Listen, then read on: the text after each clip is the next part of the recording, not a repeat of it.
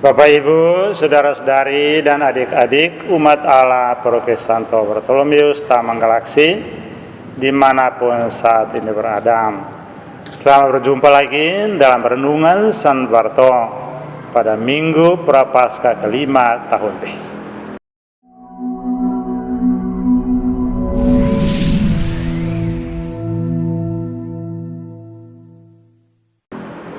Adapun tema renungan kita pada minggu ini adalah mati untuk menghasilkan buah baru. Bapak Ibu, saudara-saudari dan adik-adik yang terkasih dalam Kristus.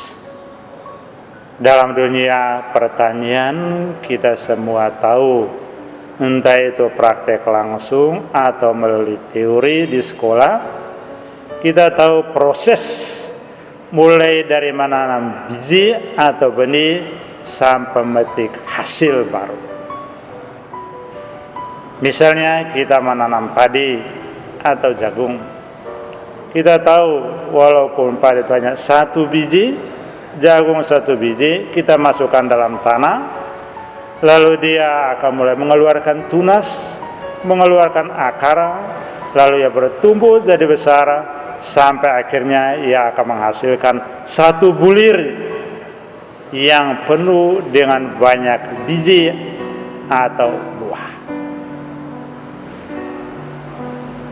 Kalau biji itu tidak mati di dalam tanah, dia tetap satu biji saja.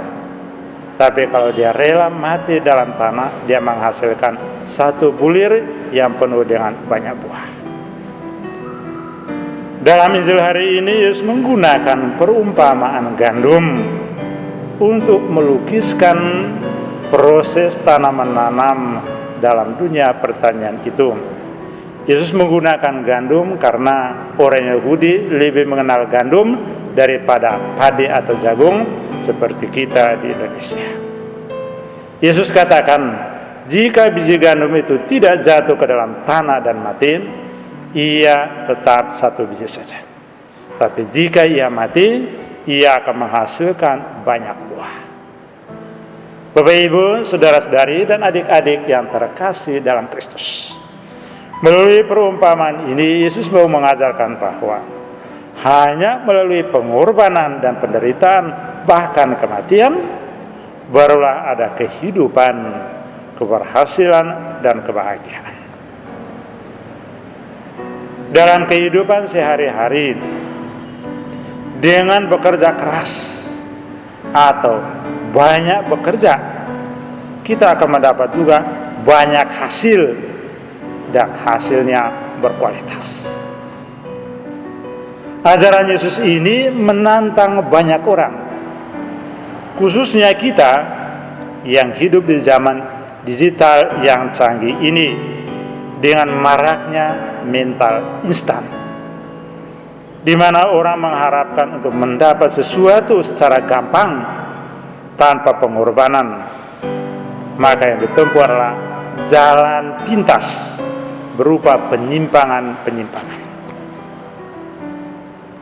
Misalnya seorang anak yang mau pintar atau mau dapat hasil ujian yang baik, tapi ia malas belajar, maka jalan pintasnya adalah nyontek pada waktu ujian.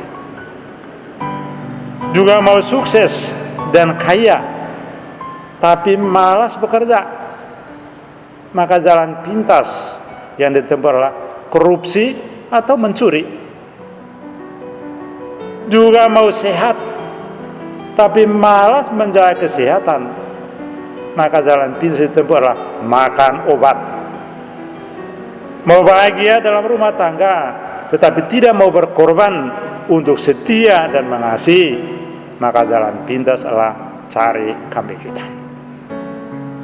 Juga mau hidup suci dan bahagia, tapi malas untuk merawat jiwanya, hatinya, pikirannya, maka yang dijumpai adalah kecewa, putus asa, bahkan bunuh diri. Hari ini Yesus menawarkan suatu cara atau jalan yang lain sama sekali, yaitu jalan untuk menempuhi kebahagiaan, jalan untuk sukses atau keselamatan adalah pengorbanan dan penderitaan. Yesus sendiri memberikan contoh dan teladan menempuh jalan ini untuk memperoleh kebahagiaan abadi dan keselamatan bagi semua orang. Yesus telah bekerja keras, menderita, berkorban sampai wafat di salib, tapi akhirnya ia bangkit untuk mengalahkan maut dan dosa dan membawa kehidupan kebahagiaan abadi bagi semua orang dari segala zaman. Bapak, Ibu, saudara-saudari dan adik-adik yang terkasih dalam Kristus, sebagai murid-murid Yesus, kita harus mengikuti jalan yang Yesus tunjukkan ini, yaitu jalan biji gandum harus mati untuk bertumbuh dan menghasilkan buah-buah baru. Sebab hanya dengan memberi diri kita akan menerima, dengan berbagi kita akan berkelimpahan, dengan berkorban kita akan berhasil dalam hidup ini.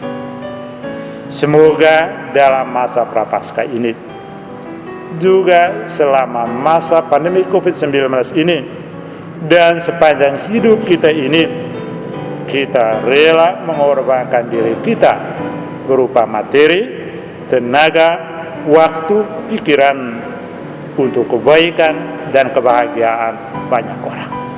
Tuhan memberkati kita semua.